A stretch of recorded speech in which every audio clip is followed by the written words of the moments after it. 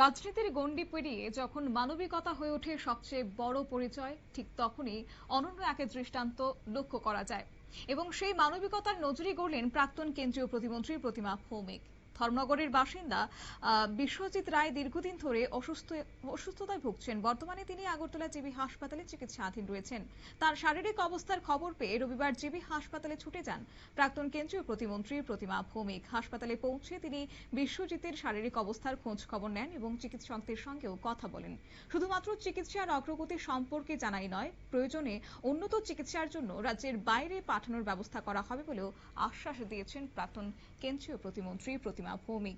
তবে এই প্রসঙ্গে কি জানিয়েছেন অসুস্থ যুবকের স্ত্রী, শুনুন।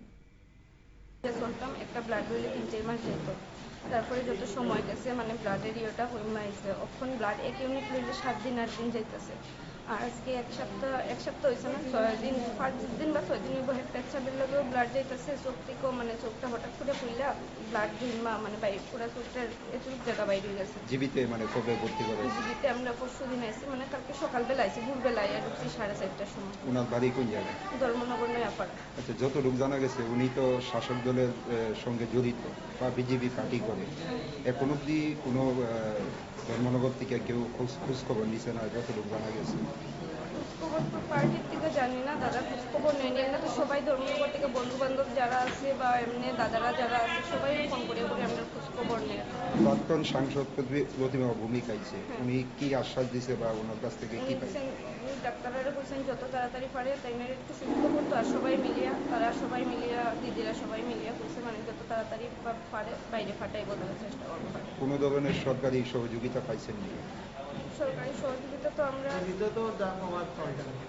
জীবিত তো আমরা যখন আগে আসলাম স্যারের সঙ্গে দেখা করে যখন আসলাম তখন আমরা কিছু ঔষধ টষধ পাইছি, মানে ফ্রিতে আর কি।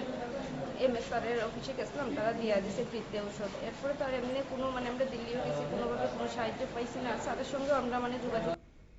অসুস্থ ব্যক্তি ধর্মনগরের নোয়াপাড়ার বাসিন্দা বলে জানা গেছে। তবে পরিবারের সদস্যরা প্রাক্তন সাংসদের এই উদ্যোগকে কৃতজ্ঞতা প্রকাশ করেছেন। কঠিন সময়ে একজন জনপ্রতিনিধির এমন সহমর্মিতা নিঃসন্দেহে মানবিকতার ক্ষেত্রে এক উজ্জ্বল দৃষ্টান্ত স্থাপন করল।